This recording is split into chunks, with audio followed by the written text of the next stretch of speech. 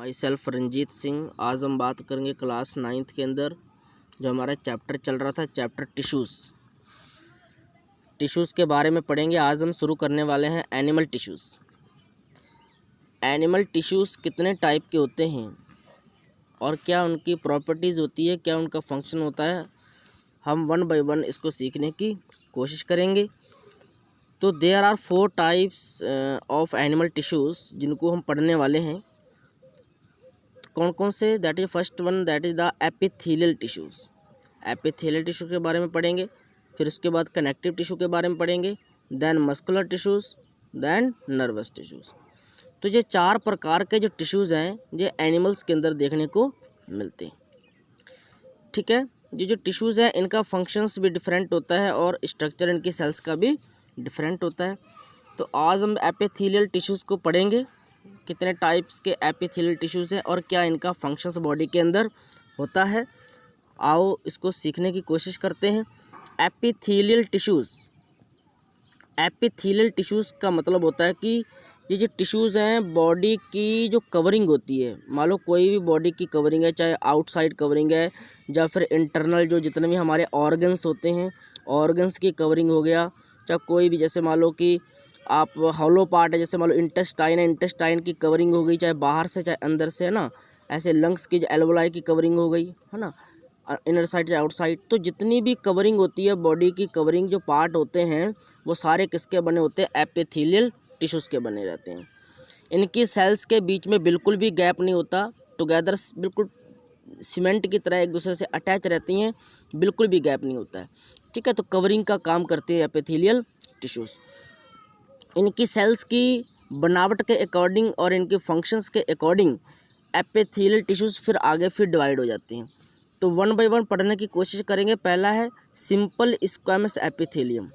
Simple squamous epithelium tissues में ये जो टिश्यूज़ हैं, इन टिश्यूज़ में सेल्स किस टाइप की होती हैं आप देख पा रहे हैं। जैसे कि आप फर्श जब फ्लोर देखते हो, फ्लोर के ऊपर आप देखते हो किस तरीके से टाइल लगी रहती हैं, है ना।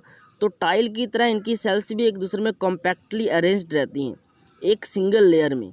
जैसे कि टाइल एक सिंगल लेयर में लगी रहती हैं, है ना, तो सिंगल लेयर में इनकी सेल्स अरेंज रहती हैं। आप देख पा रहे हैं यहाँ पर किस तरीके से डायग्राम मैंने बना रखा है।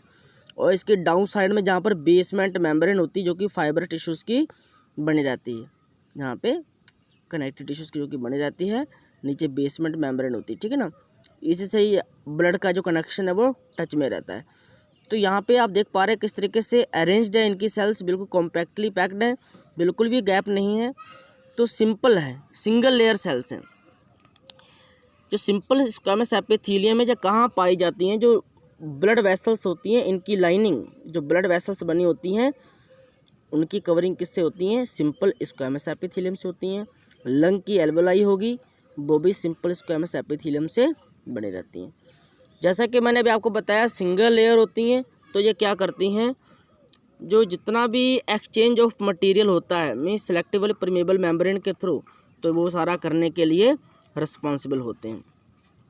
इनकी जो सेल्स होती हैं बिल्कुल फ्लैट होती हैं और पतली होती हैं, very thin and flat type cells होती हैं। फ्लैट आप देख पा रहे हैं, चपटी होती हैं बिल्कुल। ठीक है, जैसे कि टाइल चपटी होती है वैसे ही चपटी होती हैं। और इसके अलावा कहाँ पाई जाती हैं? जैसे ओजोफेगस हो गया, लाइनिंग ऑफ माउथ हो गया, इनमें क्या देखने को मिलता है? जो सारी जो भी हैं जो सिंपल स्क्वैमस एपिथेलियम की सेल्स जो है कि सारे वो टिश्यूज़ की से मिलकर बने रहते हैं। मीन्स ओजोफेगस जो होता है हमारा फूड पाइप होता है, वो भी किससे बना होता है? उसकी जो आउटर कवरिंग है किसकी बनी होती है? सिंपल स्क्वैमस की बनी होती है। इसके बाद अगर हम बात करें ऐसी अगर लाइनिंग को काफ़ी जोड़ दिया जाए, मीन्स ये एक लेयर की बात की है, इसके ऊपर काफ़ी सारी लेयर चढ़ा दें तो एक बहुत सारा बिग टिश्यू बन जाएगा, मीन्स काफ़ी थिक बन जाएगा, जो कि स्ट्रैटिफाइड स्क्वैमस एपिथेलियम कहलाती है। ये जो कवरिंग है ऐसे टिश्यूज़ कहाँ पाए जाएंगे? स्किन में। जैसा कि स्किन है काफ़ी प्रोटेक्टिव टिश्यूज़ है। अब हमारे जो स्किन है काफ़ी बाहर के एनवायरनमेंट से बचाती है हमको। उसके लिए क्या है कि देखो जितने भी ये एक लेयर की बात की हमने, इसमें बहुत सारी लेयर देखो आप देख पा रहे हैं यहाँ पे बहुत सारी लेयर इसमें अटैच्ड हैं। मीन्स काफ़ी सारे लेयर अगर सिंपल स्क्वैमस की जोड़ दी जाएं तो क्या बन जाती हैं? स्ट्रैटिफाइड बन जाती हैं। इनका फंक्शन जैसा कि हम जानते हैं, स्किन क्या करती है? प्रोटेक्शन देती है बाहर से। ठीक है ना, बाहर से प्रोटेक्शन देती है, कोई बैक्टीरिया माइक्रोब्स किसी की एंट्री नहीं करने देगी, ठीक है। और इसके अंदर जैसे कि हम जानते हैं सेबेसियस ग्लैंड होती हैं, ऑयल ग्लैंड्स होती हैं जो कि पसीने को निकालती हैं और हमारा ऑयल को रिलीज़ करती हैं, ठीक है ना। तो ये था स्ट्रैटिफाइड स्क्वैमस एपिथेलियम के बारे में। नेक्स्ट जो टाइप है that is the columnar epithelium. इनमें कुछ हमें सिलेटेड भी देखने को मिलती हैं। कॉलमनर में क्या है, कॉलमनर एपिथेलियम में क्या होता है कि इनकी जो सेल्स होती है जैसा पिलर होता है, आप घर में देखते हैं ना पिलर लाइक सेल्स देखने को मिलती हैं।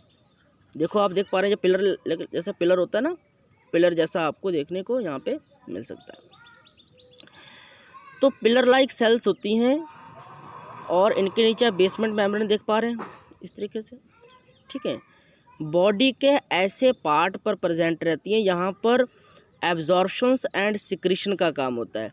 नहीं, जहाँ पर किस चीज़ को एब्जॉर्ब किया जाता है या सिक्रीट किया जाता है वहाँ पर ये सेल्स जो एपिथेलियम की कवरिंग है वो पाई जाती है। तो इनमें सेल्स में इनकी सेल्स के जो यहाँ पे शेप है वो कैसी होती है, कॉलम जैसी, जैसा कि कॉलम होता है, पिलर लाइक स्ट्रक्चर इनके देखने को मिलते हैं।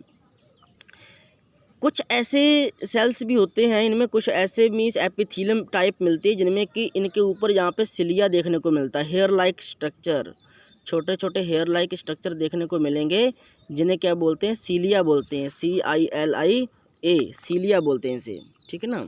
और इनका क्या काम होता है, सीलिया जैसे कि एग्जांपल रेस्पिरेटरी ट्रैक का बताया है। रेस्पिरेटरी ट्रैक में जो कॉलमनर होती है वो सिलेटेड होती है, मीन्स उनमें सीलिया प्रेजेंट रहता है। और ये क्या करती है, जो म्यूकस निकलता है वहाँ पर, मीन्स रेस्पिरेटरी ट्रैक को म्यूकस को पूरा मीन्स पशस करते हैं म्यूकस वहाँ पे, जिससे कि क्या होता है कि रेस्पिरेटरी ट्रैक की सफाई हो जाती है। मान लो कि मैं एग्जांपल दे के आपको समझाने की कोशिश करूँगा। मान लो कि रेस्पिरेटरी ट्रैक है, इसमें जहाँ पर जो columnar epithelium, ciliated columnar epithelium लगी हुई हैं, ये क्या करेंगे, जो म्यूकस जहाँ से निकलेगा उसको यहाँ पे पुश करेंगी। मीन्स जिस तरीके से पेंट को हम ब्रश की हेल्प से लगाते हैं ना, जब कोई चीज़ को सफाई करते हैं, इस तरीके से मीन्स वो सारी सिलिया की हेल्प से म्यूकस को स्प्रेड कर देती हैं, जिससे कि रेस्पिरेटरी जो ट्रैक होता है वो बिल्कुल क्लीन हो जाता है, ठीक है ना। तो इस तरीके से हमने देखा किस तरीके से कॉलमनर एपिथेलियम वर्क कर रही थी, ठीक है ना। इनकी प्रेजेंस जैसे रेस्पिरेटरी ट्रैक हो गया, इसके अलावा इंटेस्टाइन हो गया, इसके अलावा जो हमारे रिप्रोडक्टिव ट्रैक जो होते हैं, ठीक है, रिप्रोडक्टिव ट्रैक, वहाँ पर इनकी प्रेजेंस देखने को मिलती है। इसके बाद नेक्स्ट जो टाइप है that is the cuboidal epithelium. Cuboidal epithelium में क्या होता है, इनकी जो सेल्स होती है वो क्यूब शेप्ड होती है। आपको बात समझनी होगी, क्यूबॉइडल जो नाम आया वो कहाँ से आया, क्यूब जैसा क्यूब होता है, इनकी सेल्स कैसी होती है, क्यूब शेप्ड होती हैं और टाइटली पैक्ड रहती हैं, ठीक है। एक चीज़ आपको और बता दें, जो क्यूबॉइडल एपिथेलियम है ये वहाँ पर प्रेजेंट रहती हैं, मीन्स यहाँ पर प्रोटेक्शन देना ज़रूरी हो, मीन्स प्रोटेक्शन देती हैं, मैकेनिकल सपोर्ट प्रोवाइड करती हैं, ठीक है, मैकेनिकल सपोर्ट प्रोवाइड करती हैं। जैसे कि किडनी का आपने ट्यूब्यूल देखा होगा, ट्यूब्यूल में काफ़ी मीन्स वहाँ पर मैकेनिकल सपोर्ट की ज़रूरत होती है, क्योंकि किडनी ट्यूब्यूल्स में किस तरीके से जो यूरिन को फिल्टर करके यूरिन को ब्लड से बाहर निकाला जाता है ना। तो वहाँ पर मीन्स किडनी की ट्यूब्यूल किसकी बनी रहती है, क्यूबॉइडल एपिथेलियम की बनी रहती है। जैसे कि डक्ट्स होती हैं ग्लैंड्स की, सैलिवरी ग्लैंड्स की डक्ट्स हैं वो भी किसकी बनी रहती हैं, क्यूबॉइडल एपिथेलियम की बनी रहती हैं। इसके बाद जो next that is a type है वो कैसा है, ग्लैंडुलर एपिथेलियम। कुछ एपिथेलियम ऐसी होती हैं जो कि इनवर्ड फोल्ड होकर, मीन्स अंदर की ओर फोल्ड होकर और एक अपना स्पेसिफिक फंक्शन करना शुरू कर देती हैं, एक ग्लैंड की तरह वर्क करना स्टार्ट कर देती हैं। ग्लैंड जैसे कि एक्सोक्राइन ग्लैंड्स, एंडोक्राइन ग्लैंड्स जो कि सिक्रीशन निकालती हैं, जूस निकालती हैं, हार्मोन्स निकालती हैं ना, इस तरीके से एक ग्लैंड्स की तरह काम करना शुरू कर देती हैं, जिन्हें कहते हैं ग्लैंडुलर एपिथेलियम कहते हैं। इसमें एग्जांपल हमें क्या है, एग्जांपल जैसे कि आपने देखते हैं गैस्ट्रिक ग्लैंड्स स्टोमक के अंदर देखने को मिलती है, जैसे कि गैस्ट्रिक जूस निकालती हैं, गैस्ट्रिक ग्लैंड जो भी किसकी बनी होती है, जो ग्लैंडुलर एपिथेलियम है एपिथेलियम।